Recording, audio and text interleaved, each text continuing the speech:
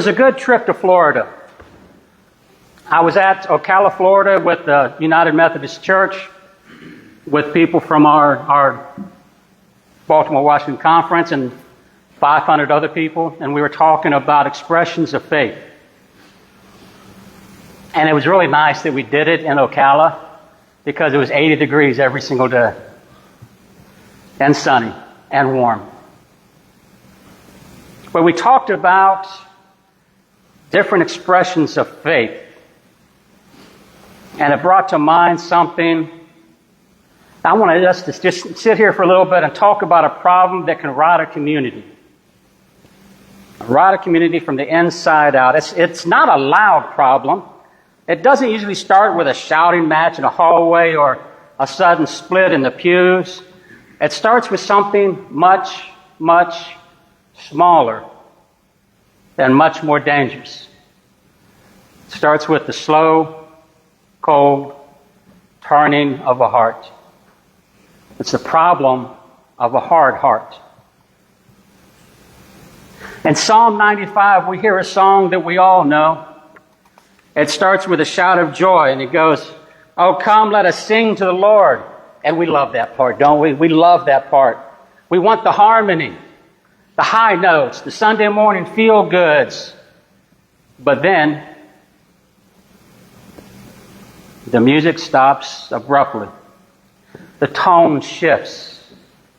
God gives us a warning that should make us shiver.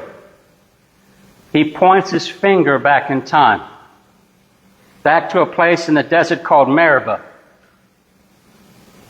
Now, to understand this warning, we have to look at the story in Exodus 17 that we also read about. The people of God were out in the heat of the desert. They were thirsty, they were tired, and they were scared. Now, these were the same people who had just watched God part the Red Sea. They had seen miracles that would take your breath away. But the moment they got thirsty, they forgot all of it.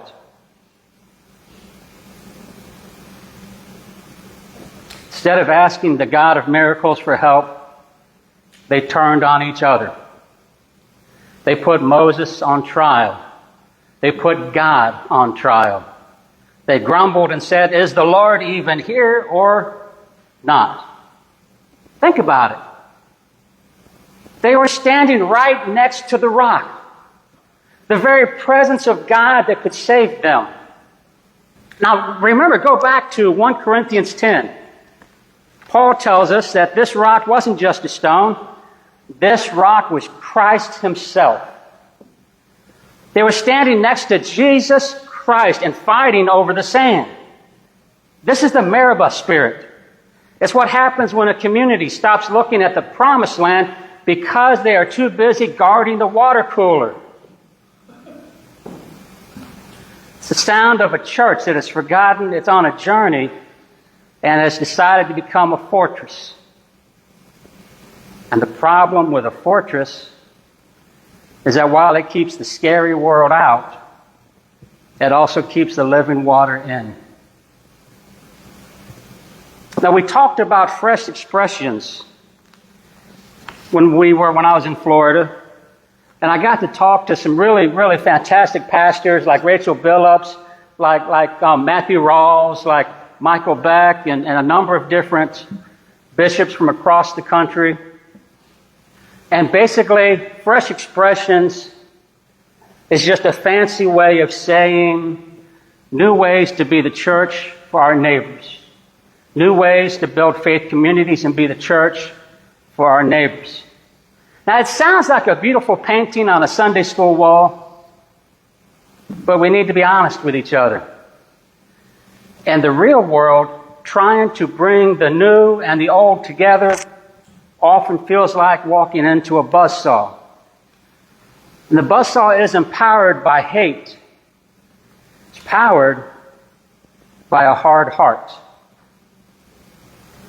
I want you to imagine a hard heart like a cardboard cutout from far away. It looks like a real person.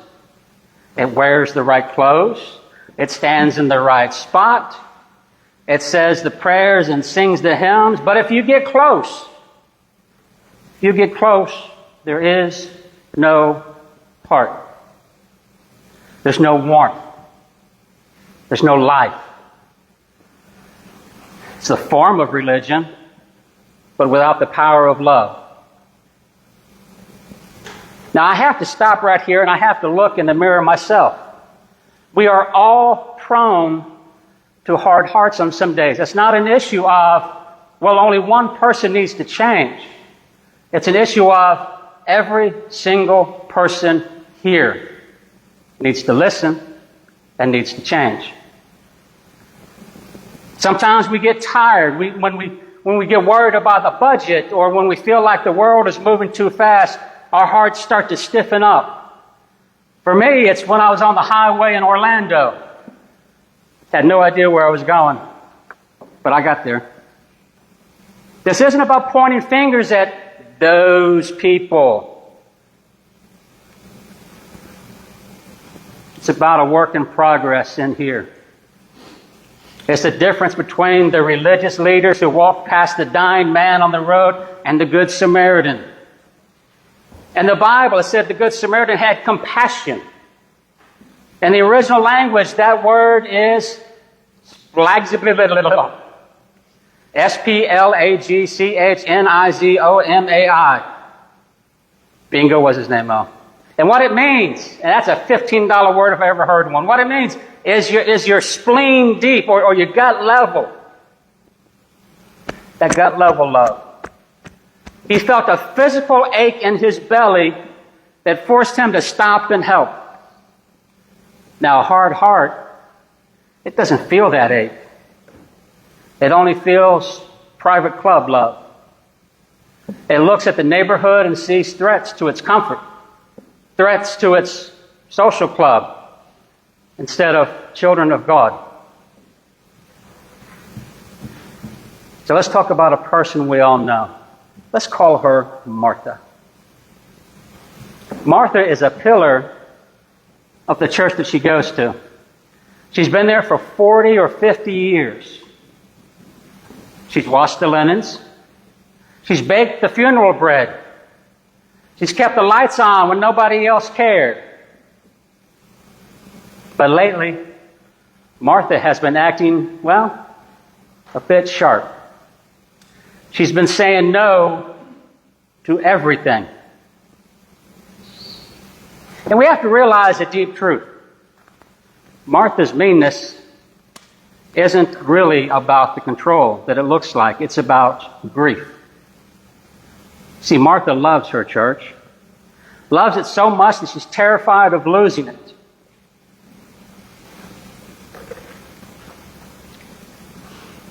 But this is what the book of James warns us about. The person who looks in the mirror of the world, of the Word, and sees their neighbor's need. Sees their neighbor's need, but then just walks on by. Walks away and forgets who they are called to be. We get stuck in the mirror trap. We treat the church like a private piggy bank. We stop asking, is Jesus here? And we start asking, will these new people leave a mess on my carpet? Will they leave a ping pong ball by the piano? This fear can lead us into a dark place. And in some churches, a lot of churches, this turns into missionary sabotage. But Martha, and we need to know something. Her fierce, protective love for this church is exactly what we need. She's not a problem to be solved. She's the deep roots of the tree. See, we don't need her to stop loving her church. We need her to help us take that same fierce, protective love out into our streets. When we give this place away to the neighborhood, we don't lose our home. We finally found out what our home was built for. To get out of the desert of Meribah, we have to stop being a complaint department and start being a rescue mission. I once read in this story called The Story Priority, the book, that if we want to change a community, we have to prioritize story. So look at what happens when a church stops being a fortress and starts listening to those out there. In one city, a group of believers started what's known as a tattoo church. And this was a magical tattoo church. When I say magical, I mean 40 people over 2 days showed up at this tattoo parlor in Ocala, Florida, from all over the country. And this is something that tattoo parlor does the last Sunday of every month. People gather that would never step foot in a real church or in a traditional church, put it that way. They don't ask people to come to a sanctuary. They went to a tattoo parlor. And amidst the ink and the needles, people who felt too scarred for pews found Christ. They realized that their skin told a story of pain. But Jesus was writing a story of grace. And then locally, consider the man locally who owns a local business. And he saw people struggling with addiction and realized his business could be a sanctuary for these people. He opened his doors for a recovery church where the smell of sweat and motor oil met the power of the Spirit. He turned his place of profit into a place of healing, proving that the gospel doesn't need a steeple to save a life. We need to dream boldly.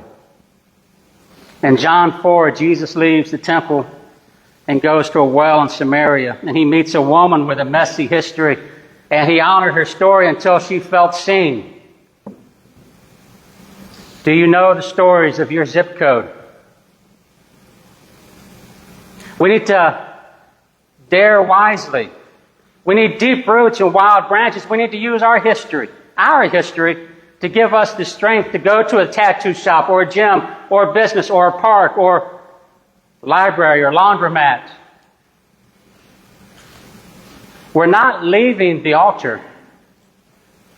We're just making the family table longer. And we need to disrupt faithfully. We need to break down the wall of no with curiosity. We honor Martha's story and then go out and honor the stories of the people on the street corners. Those homeless people, or the people that are walking in the downtown mall. Now, I remember there was a bishop that told a story when she was the pastor of this church in Ocala. It was the story about these burnished candlesticks. And I told her I'm going to steal that story because I love it so much. And this is a story of a man named Dave. Dave was a homeless man that started going to the church.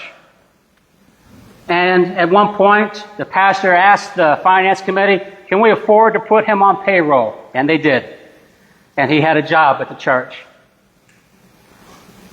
And this is a story that tells us everything we need to know. Dave lived on the streets for a long time. He had a hard life. One day, the church found some nasty-looking things. They were cleaning out their fellowship hall, and they found these nasty things, and the head trustee and David and the pastor were just throwing stuff out that didn't need anymore. And they came across these nasty-looking things, and they're covered in black gunk and smelly grease and storage. And the leader said, "I'll just throw them away, Dave." But David did not throw them away. He saw a story hidden under the gunk. He spent hundreds upon hundreds of hours scrubbing them. He burnished them. He polished them until his hands were sore. And 3 months later, 2 beautiful, shining gold candlesticks sat on the altar. David said every moment of cleaning, that was worship. I realized that what God was doing to me, the world wanted to throw my story out, David's story out, but every day, God is burnishing it. See, God isn't looking for a cardboard cutout. He's looking for nasty-looking stories. so He can make them shine. Don't allow a hard heart to miss the burnishing love of God. If you're a leader and you're being bullied because you want to reach the neighborhood, listen to Romans 5. It says we should find joy even in the suffering. Hard times build endurance, and endurance builds character, and character builds hope. And hope never lets us down. Why? Because while we were still messy gunk, covered in the gunk of our own sin, Jesus Christ died for us. John 2. One of my favorite scriptures is John 2:5. John 2:5 is when Jesus Christ is here to save the world. What does He do? He goes to a party. He goes to a wedding in Canaan. And they run out of wine, and His mom comes up to him. And His mom says, "We're out of wine." And Jesus responds, "It is not my time, woman." Then His mom gives Him the look that every mother can give. And He goes, "Okay, I'll do it." John 2:5 is when Mary gave the command that defines the obedience of faith. She said to the servants, "Do whatever He tells you. Do whatever He tells you." She's not talking about water jars. She's defining a total submission to Christ's mission. You see, the church doesn't have a mission. The mission has a church. And this week I want you to go for a curiosity walk. It's nice out. It's supposed to be really nice all week long, and then it'll get cold again, so get out while you can. Don't look at houses as property. Look at them as people with stories. Look for the wells. Where are the people hanging out? What will happen to our neighbors if we stay locked inside our buildings, looking at our own mirror all the time?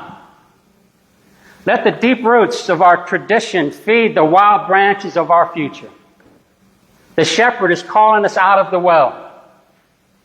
He's ready to burnish us into something beautiful. Listen for His voice. And whatever He tells you, just do it.